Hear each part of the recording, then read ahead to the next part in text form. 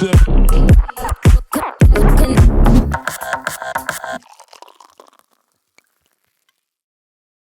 now I'm thirsty. Welcome back to the channel, guys. Kyle Watts. Today we're going to show you how we made this commercial. We're going to go behind the scenes, show you exactly what I did to make this thing. So let's get into it right away.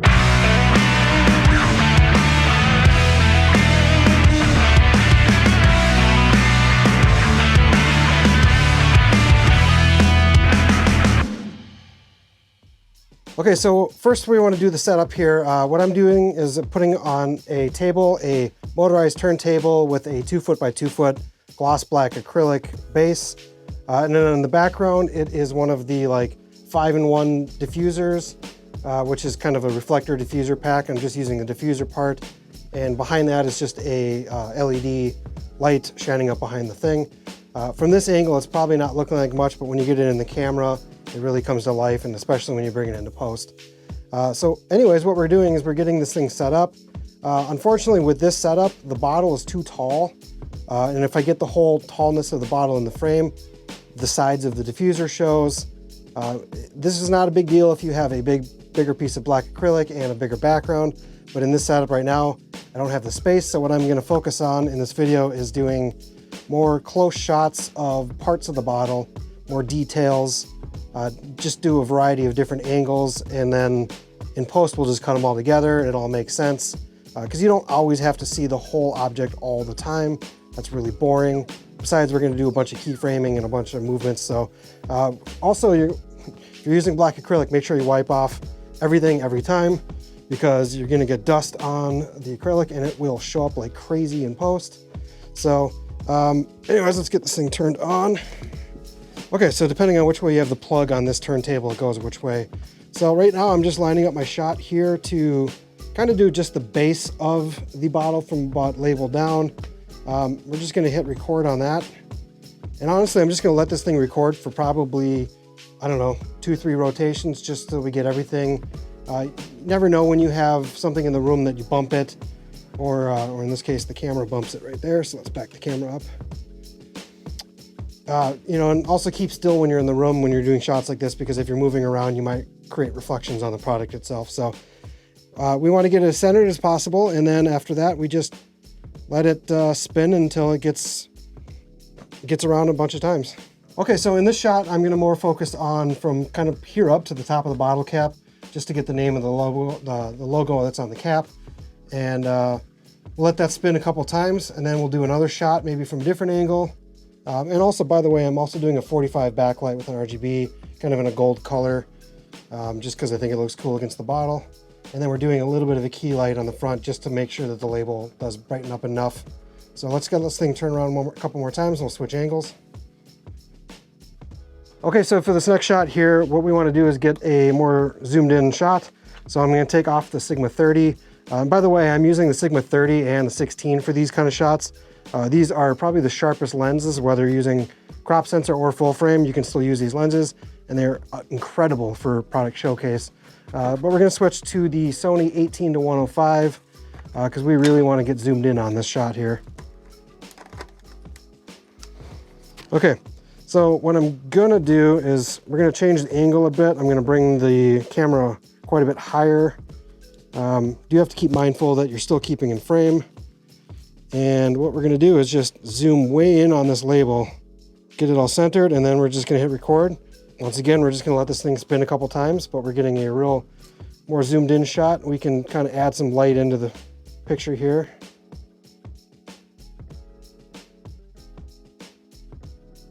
All right, so we have all the shots that we need. So now let's get all the stuff. Let's get it into the computer and let's get it edited. Okay, so we got everything filmed, so it's time to bring it into the computer. I'm currently using Final Cut Pro, so if you guys are using Final Cut Pro at home, you can just follow on the same steps that I'm doing, give you the same idea of what you're doing. If you're using other programs, you'll just kind of have to figure out how your program is similar to mine and figure it out yourself, unfortunately. So anyways, let's get going here. So I got the first one edited here already. This is what you saw at the beginning of the video. This has all my keyframing and my transitions, but let's kind of skip ahead to the unedited version of this first. On this one, this is my unedited one, and pretty much the first step that I do when you are using something that's centered or spinning, for kind of product showcases, you want to start by centering everything. So I would go up to view and bring down to show horizon. This is going to show your grid. Everything is in the center. What we want to do is highlight this clip. I'm going to zoom in on it just a touch, and we're going to drag it till it looks like it's centered here. Let me bring open this. So it's important to center your object first, and I'm going to actually let the label stay in there, because if the thing's spinning, you want it to stay in the center of the picture here. Same thing with the next shot. This one's pretty close. We're going to just zoom in on it a bit here and just get it kind of lined up as best you can here. Keep in mind everything's just by eye. If it looks weird later after the cut, rearrange it again. But yeah, just kind of go through, and if you have to move it, you're going to have to zoom in on it a little bit. So get your zoom in, and you can see if you go too far, you're going to show the black on the sides. You don't want that. So just get it centered and kind of just go one by one, go through these clips and try to just center them the best you can. Sometimes you're going to get close, but not perfect. But you can pretty much fly through these pretty quick. I think it's pretty simple to get them centered. So you don't need to zoom in on a bunch unless that's what you're looking for, because we're going to come back and keyframe these. So let's just kind of go back to what we did in the beginning here. Get back to the first frame and go up to the top here. You can set either a keyframe here, or you can go on to, if you set a keyframe up in the top left corner, it'll set a keyframe on all the position, rotation, scale, everything. If you're doing specifically just, if you want to control each one individually, position, rotation, like in this case, we can just hit scale, add a position. You can do it that way. In this video, I'm just going to go with the top left corner because I want everything to be locked in on that keyframe. So I'll go to the beginning here. So what I want to do with this shot is I want to start with it open and have it get a little bit more zoomed in as we get to the end of this clip. So let's get to the last frame of the clip, and let's just go to like 130 or something like that. And then once you let off the zoom there, it should have basically entered your keyframe movements. So let's kind of see if it's back. Let's just back it up here and see what it did. So you can see it starts by zooming in, it cuts to the next clip on the beat. But on that one, we want to also go to the first frame, set a keyframe. I want to continue the zoom in look. So let's go to the last frame of that, and let's zoom that in a bit.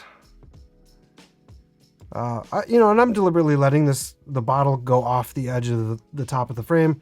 I think it's kind of cool to have that look. So let's go on to the next one. While we're in it here, let's get this zoom in tool. Because we're doing a zoom to a transition to another zoom, I like using a zoom in transition.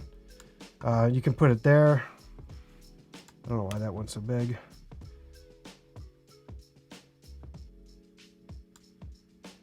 You can shorten it if you want. You can be quick, you can be long. So let's see what that looks like.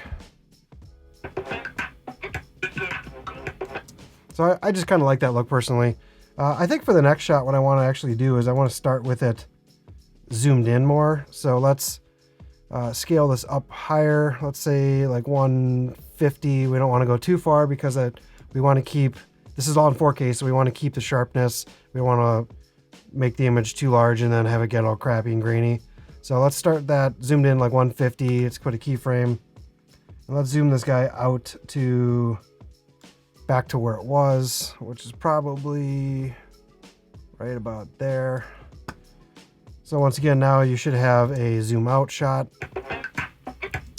And same thing, you can put a zoom out effect between that zoom in shot and the zoom out, shorten that. So now you can have two zoom ins to a zoom out. Let's check that.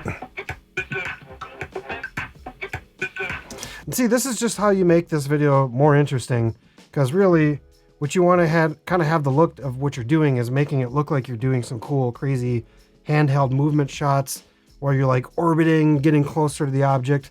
That's kind of the look of what you're wanting to do. But really what you're doing is you're putting a camera on a tripod and putting an object in front of it that's just spinning, and you're recording it as many times as you want. So, I mean, this is the way to kind of stylize your spinning rotation shots. In fact, let's kind of see what this looks like without any of the effects on on here, and we can kind of see, kind of just show you how kind of a boring video it can be. And obviously when I reset it, it's going to take away the centering, but this is without any effects, without any keyframes.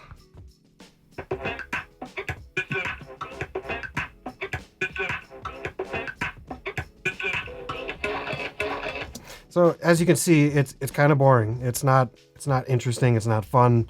But that's just how we're doing the keyframes. And I played around with different looks. You can kind of choose zoom in, zoom outs. I like mixing it up and kind of going back and forth. And then when we got to this shot, this is the one that we did where we kind of put the camera a little bit more to the side, aimed it down, so we kind of got a different angle on the bottle. And this is just how we're going to do a video. Like, I just took several angles of this bottle while we were filming it, and now we kind of put it together and create something interesting with it. So let's go back to the edited version of this now. As you can see, I got all my movements here. Everything's staying centered. In fact, one of these shots, yep. In fact, on my edited version, I think I actually started with a zoom out into the next bottle and then the zoom in. So it's backwards from what I just did. But let's just kind of watch the beginning of this again. You'll see all these movements. In fact, let me get rid of this horizon here. You don't need to see that anymore.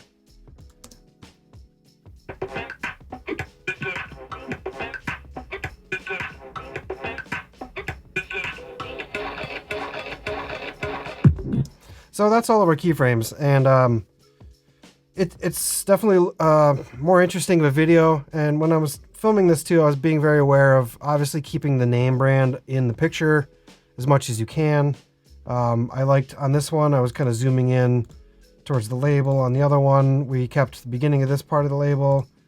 On this one, I was mostly focusing on the label that's on the glass with the name, and also kind of keeping the continuity. I'm starting with the bottle here, and as it's turning, I'm trying to keep that as much as we can in the edit, except for this shot, we deliberately started back here. And then when we get to this other shot, it's a collection of shots repeated with a speed ramp, and then it cuts, goes back to the beginning. Or what I did is I actually made the cut, and I reversed the clip so that it goes one way, comes back, goes one way, comes back.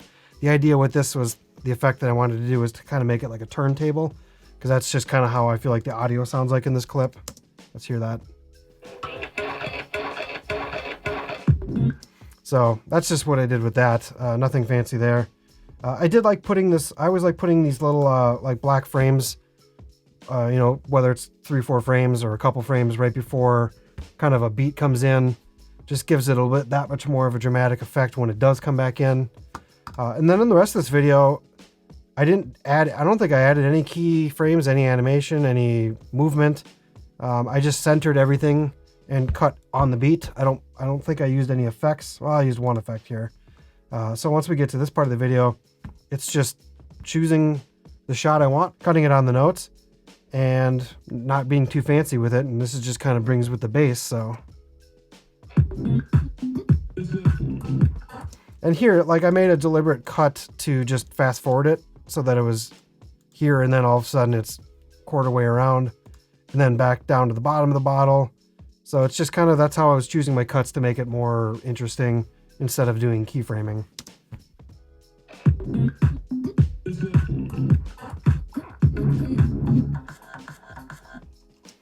So we get to the end here. I do one speed ramp in here to spin the bottle and get the label showing. And then right as the label hits, I'm doing a zoom out effect into the next shot, which is a graphic from this company. And then we added the little champagne pouring sound on top of that to close off the video. And then just a simple quick fade to black. So that's pretty much this whole video in a nutshell. It's really simple. It took me, I don't know, 20 minutes to set up the background and the turntable, the acrylic. It took maybe 20-30 minutes to film it all. And when you're filming the bottles, you just want to let it rotate a few times, just so if there's a bump or, you know, you get a weird shadow of you walking in the room or something, you still have a couple other alternatives to go to. And then when you get it in here, you just do a rough cut to the beat, and then kind of just tweak it until it starts to look good. And this is how you make a cool little commercial that a company like this could use on Instagram or Facebook. Something that's in a, you know, 10 to 30 second range for a commercial. I think ours is Ours is about 17 seconds, so it's a little bit probably longer than some companies would use. You probably do want to stick to more of a 10, 20, 30 or 10, 15, 30 kind of clip if you're doing commercials for brands. And you know, on this one too, the funny thing is that after we filmed this, I brought in this graphic and I didn't realize that their color scheme was kind of a sunset. So by us going to the kind of sunset background, it was a total mistake, but it was a good mistake in this video. If you are doing something specifically for a brand, you're definitely going to want to find out all of their different advertisement color schemes, all of that stuff, because you want to make it their product, their brand. You don't want to try to make it something that's not. You don't want to put your 2 cents into a video unless that's what they're looking for, if they want it to be kind of your style.